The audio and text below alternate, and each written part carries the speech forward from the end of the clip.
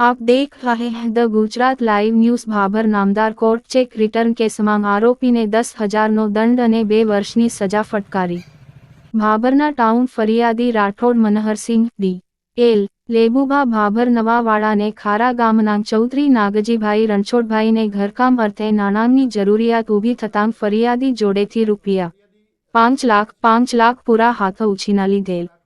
જે રકમની ઉઘરાણી ફરિયાદીએ વારંવાર કરતા આ આરોપી ચૌધરી નાગજીભાઈ રણછોડભાઈ ખારાવાળાએ ફરિયાદીને ચેક આપેલ।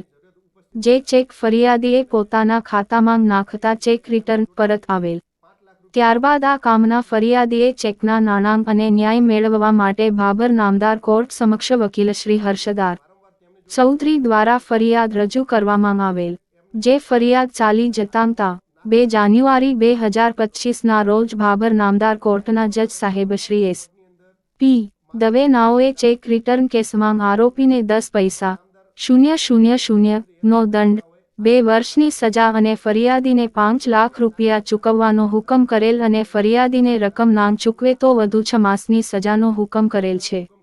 આજે ફરિયાદીની ફરિયાદ દાખલ કરવામાં આવી તેમાં વકીલ શ્રી હર્ષદાર ચૌધરી પૂર્વ ભાભર બારના પ્રમુખ શ્રી ની ધારદાર દલીલોને ગ્રાહ્ય રાખીને ભાભર નામદાર કોર્ટ દ્વારા હુકમ કરેલ છે।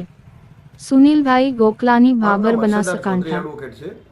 આજ રોજ ભાભર નામદાર કોર્ટમાં ફરિયાદી રાઠોડ મનહરસિંહ ઉર્ફે ડીએલ લેબુભા રાઠોડને દ્વારા એક ફરિયાદ દાખલ કરવામાં આવેલી હતી, જેની અંદર ખારાના ચૌધરી નાગજીભાઈ રણછોડભાઈને ઘરકામ અર્થે નાણાંની જરૂરિયાત ઉપસ્થિત થતાં એમણે આ જે ફરિયાદી છે એમની જોડેથી ₹5 લાખ હાથ ઉછીના લીધેલા હતા અને ત્યારબાદ એમને એ પૈસા એમને નાણાં ચૂકવેલા નહીં, જેના કારણે ફરિયાદીએ વારંવાર તેમની જોડે ઉઘરાણી કરતા એમને ચેક આપેલો અને જે ચેક એમને એમના ફરિયાદીના ખાતામાં નાખતા તે ચેક રિટર્ન થયેલો અને ત્યારબાદ ફરિયાદીએ ન્યાય મેળવવા માટે ભાભર નામદાર કોર્ટની અંદર મારા થ્રુ ફરિયાદ દાખલ કરેલી, જેની અંદર ભાભર નામદાર જજ સાહેબ શ્રી એસ.પી. દવેનાઓએ આજ રોજ તારીખ 2/1/2025ના રોજ સદર ફરિયાદ ચાલી જતા અને અમારી દલીલો ગ્રાહ્ય રાખતા આ કામના આરોપીને સજાનો હુકમ કરવામાં આવેલો છે, જેની અંદર 2 વર્ષની સજા આપવામાં આવેલી છે, ₹10,000નો દંડ કરવામાં આવેલો છે